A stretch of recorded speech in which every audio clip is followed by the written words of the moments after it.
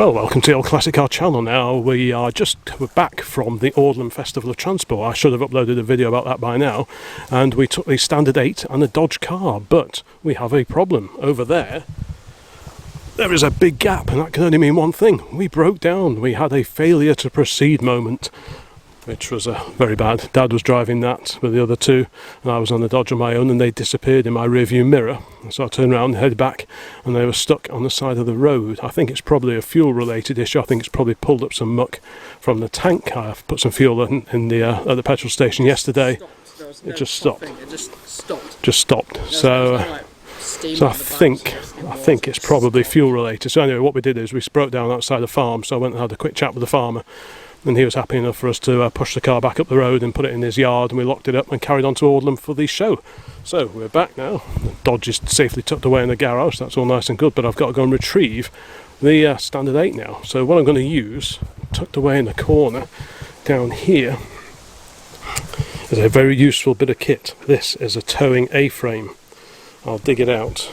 You can't really see it, but basically it's an A shape, and it attaches to the suspension on that side, and it comes back into the centre where you've got the towing hitch, and it's self-steering. So it's a really useful bit of kit. I've not used it all that many times. I bought it probably 20 years ago, something like that. But when I have a breakdown, which does seem to happen from time to time, this old girl is a super useful bit of kit. So I need to dig that out and speed over to where the Standard 8 is lying, sadly neglected and forlorn in someone's yard. Attach this to it and then drag it back, and then we can have a look and see what exactly is wrong with it and why it broke down. I can't believe it. Right, so that's the main bit of the A-frame. There are extensions that go in here and here, and at the end there are chains that go around the lower suspension arms. Then you attach this to it, then you tighten up the ratchet strap in the normal way, and then that in itself steers it. It's quite a heavy thing. I think this was, when I bought it, it was advertised as AA spec, so the breakdown people. It's a really useful bit of kit. This and a solid towing pole have been very, very useful in my 30 plus years of running these old wrecks. So we'll get that in the back of the Jeep, which is a very good tow car, thirsty but a great tow car, and we'll speed over and just go and attach this to the Standard and drag her back. I've got a light board over there. I've got the correct number plate, by the way, and then we'll pull it back and have a look. Well, that's all the kit loaded. This is the A-frame with its various pieces here and here. I've also got a solid towing pole, which I probably won't need it, but if I don't take it, you can guarantee that I will need it. And I've got a few tools. There's some straps here, which I just chucked in anyway, but I probably won't need those. But it's better to take too much stuff than too little and have to come back for it. But this is a very good tow vehicle, so even though I don't use this old Jeep very often, when I need it, for emergencies like this, it comes in so useful. 5.7 litres indeed. Right, let's crack on, less waffle. Big American V8. Right, let's go and get this Standard then. It's sat in someone's farmyard. The farmer was kind enough to let us put it there. It's a bit of a shame, but these things happen when you're messing around with old cars. So the trick is to have the gear to deal with it, rather than be relying on the AA or someone like that. Indeed. A few years ago, people who've been on the Old Classic Car forum before now will remember that we had a fan blade come off on the Dodge car, and that went through the radiator. Yes, I was there. Were you? Yeah. So I remember that. We were going over this bridge and boom. Yeah, clouds of steam and noise and things, and a blade came off.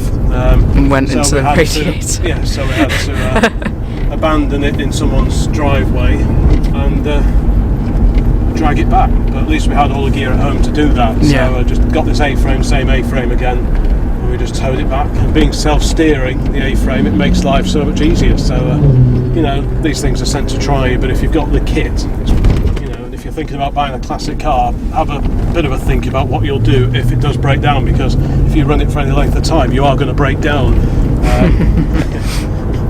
So Harley's coming with me to learn these vital skills in vehicle recovery. Yes. Because when I'm older and you're a bit older and I break down, I'll just be able to phone you up and you'll be able to come pick me up. So personal AA service. That's it. Yes. The HJ service. Fourth emergency service.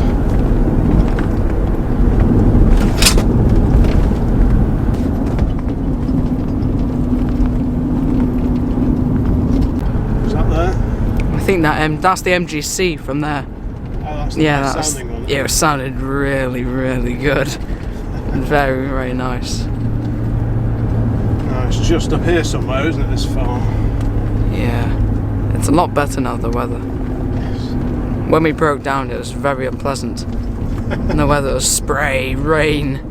Well, I wouldn't say rain, sprinkle. But Pretty grim. yeah. Wet roads, puddles. Oh, there's a VW that also went there. Bay window. So I need to slow down now because it's.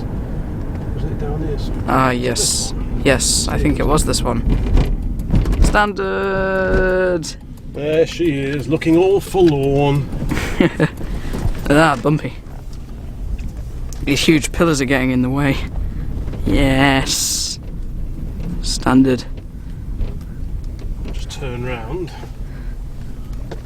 And this kind people's farmyard.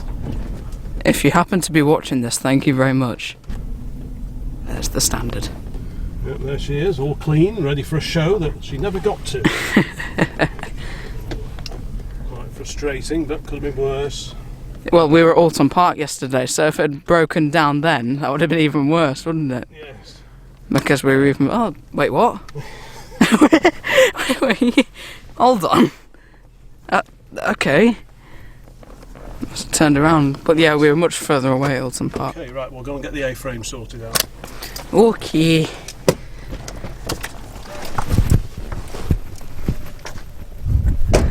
Here's the little Standard. Oh, so there we go, there's the three main components of this A-frame, this towing A-frame. These extensions slide in here. You see, they slide in there and they're located with this pin. Obviously the same on the other side as well. And these go round, if you've got a solid beam axle like a Ford Pop, those go round the outer ends, this end of the axle, the beam axle, or you can put them round the lower wishbones and they come back round, so that chain wraps around the axle. This comes back, what's that, glove, that comes back, and then this, you loop the chain through that eye, so that you just put a link, drag that, and that just goes, slots in there, locates in there, and then you just tighten it up with the ratchets, and that secures this and that one over there to the front axle or the front suspension, depending on what the car's layout is. This has wishbones at the front, it's not got a solid beam axle like the Pop or the Anglia, so it shouldn't be too hard. So we'll just spend a couple of minutes now attaching this, and then we'll just attach that obviously to the tow bar of the car. We should be good to go. Put the light board on, number plate, etc. On tow sign, which I've got somewhere in the front, and then we should be good to go and get the car back home safe and secure. Fun times, eh? Yes. This is the less glamorous side of messing around with old cars. It's alright, it's a bit of fun. It is when the weather's nice. Yeah, it is. Yeah, So that's the A-frame attached to the front of the Standard. So that is fully attached, and you can alter, if you've got a really wide vehicle, you can take off this bar and you've got various different adjustments to widen it. Yeah. So what we need to do now is lift this up. I'll take the tow ball cover off that. And obviously we need to put the light board on the back. So yes, so it should be greasy. But don't walk into it, okay? So that's attached. These are tight. So we'll just check these again. And that's tight. Same with this one. So is it if that little slot's back, if it's locked? Yeah, so it's locked now. You have to make sure that those are then locked. You pull these That's to unlock it, yeah. So that's all attached. So I just need to get Harley to hold this up, and I'll back the car up to it and then drop it on the tow bar. Frog eye, sort the light bar out, and then we should be good to go. I don't want to startle the Standard too much by going quickly. Slow and steady wins the race, etc.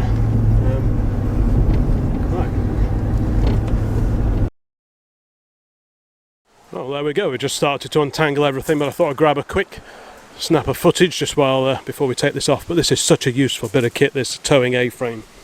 and there'll be more news on the standard when I start digging into it to find out exactly what went wrong today and why it broke down. Naughty, naughty car. Well, about a week or so has passed and I've managed to sort out the issues that were causing the Standard 8 to break down. It was all a bit unfortunate breaking down on the way to Audlem, especially with Dad driving it and me in the Dodge, so it was all a bit of a shame, but we got the car back safely as I showed earlier in this video, so that was all well and good. So I decided to have a bit of a play around the other day, and I did manage to track down and diagnose what the actual problem was that caused the little car to break down so unfortunately. So let's have a quick peek under the bonnet and I'll just have a quick talk about what I did to rectify the problem. Yeah, like I said, it seems to be running okay now. Now the first thing I did is obviously check for a spark and make sure the spark was getting all the way from the distributor around to the plugs themselves, and that all seemed fine. So it had to be fuel related, and from what Dad and Harley were saying, who were in the car at the time of it conking out, it did sound like it was probably something fuel related rather than anything else. So the fuel pump sits down there, and that is looking, or was rather looking, like it could have been the possible culprits. Now I blew through the line that goes from the pump to the tank just to make sure there was no blockages there, and that all went fine. There was no problems there at all. I did the same with the pipe that runs from the pump all the way up to here, and that was clear. So that just left the pump or the carburetor. So I rigged up a temporary fuel feed into here, much as I've done in previous videos, so I didn't want to sort of repeat myself too much, but I set up a temporary fuel feed here with a little funnel, poured a bit in, and it started straight up, so there was nothing wrong in the carburetor. So that only left the fuel pump down there as being the likely candidate for what was causing the problems. So I had to take off the fuel pump. Now this is the pump that was on the car, and to me that looks like a very new looking pump. Power tune it says on the side, I don't know who they are, but this is the pump that was on the car, and it doesn't look very old at all. I've noticed that the priming lever, which is this lever here, which allows you to manually prime up the pump with fuel straight from the tank, that never really felt like it did anything. And when I took this off, you operate this and there's just no hint of any suction there at all. You should get like a very clear pumping sound. It's a bit hard to describe, but it's like a real sort of sucking sound, a sort of type sound, but I wasn't just getting anything at all. So clearly this modern repro pump is rubbish. God knows how long it's been on, but it doesn't look very old to me. So that was clearly useless. So I had a bit of a route through and I found several of the original old style AC mechanical pumps. These are fitted to all sorts of classic cars. The Anglia here next to me has got these on, the A40's got these. Thousands of cars are still running very successfully on these old AC mechanical pumps, but occasionally they do pack up. So there are little valves inside, and there's also a diaphragm that's there. You can just see the edge of it there. So it was clearly something was wrong in here. Maybe the diaphragm's gone, but to be honest, if the pump was packed up after such little use, I mean, it's not like the car's done any miles, and this doesn't look very old at all. So if it's packed up, then it's probably next to useless anyway. So I thought I would dig these out, and I'd made up a good working pump from two of these old mechanical pumps I just had in a box kicking around somewhere. Now what you have to watch sometimes is these operating arms. These are operated inside the engine itself, and they do the pumping, but these vary. You know, I think they probably are interchangeable. It probably does come off, but I've never had to take one off. But they do vary. So if you look at these two here, I mean, this one's missing its top, but you get the idea. It's the same basic pump. If I put those two next to each other, you can see that the angle on that is way more acute than the angle on this one here. So you've got to be careful that you're putting on the right components. Basically, if I'd put this one on, it wouldn't have worked, and it may well have caught up inside, and it could have just been very bad. So you basically just make sure that it's the right thing there. Now I did strip down one of these AC mechanical pumps in a previous video, I think when we were fettling up the Morris 8, so I'm not going to repeat myself here, but basically I spent a little time, found a good body, i.e. this bottom bit, and the top piece, which is here, with a good diaphragm in it, put it all together, and it had a really good, I'm not sure if any of these make the right sound, so that doesn't do anything either. That one needs refurbing. Let's see if I can find what makes, that one kind of makes the right noise. Let's just see if I can get this, if I hold this near the microphone.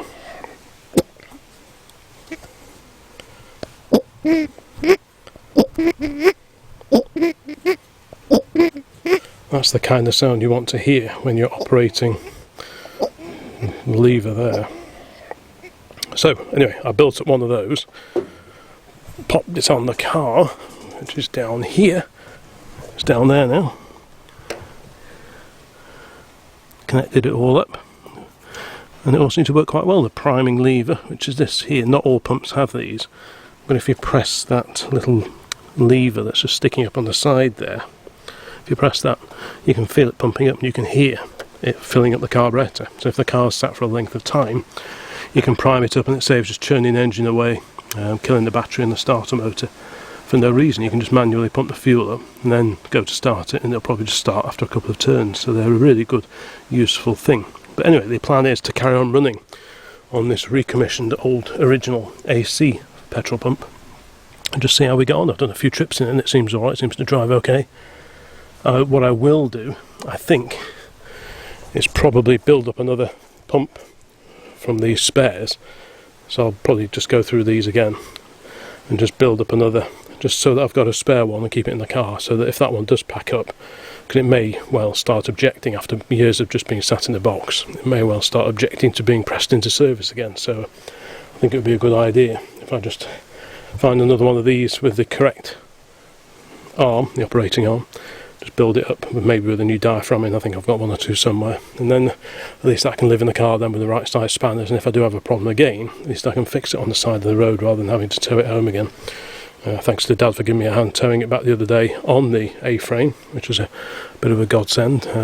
It's a very light car, it's only just over 700 kilos in weight this is, so it's not a difficult vehicle to tow at all.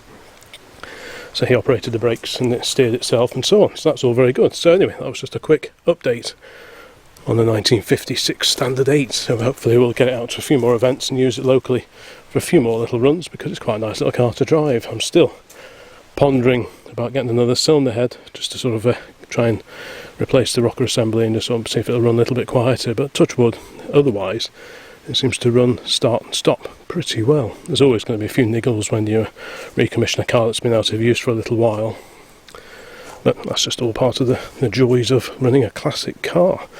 Clearly someone in the past has had a problem with fuel pumps before, because there's an electric pump sat on a bulkhead here, not connected to anything, but clearly someone at some point has been experimenting with different pumps.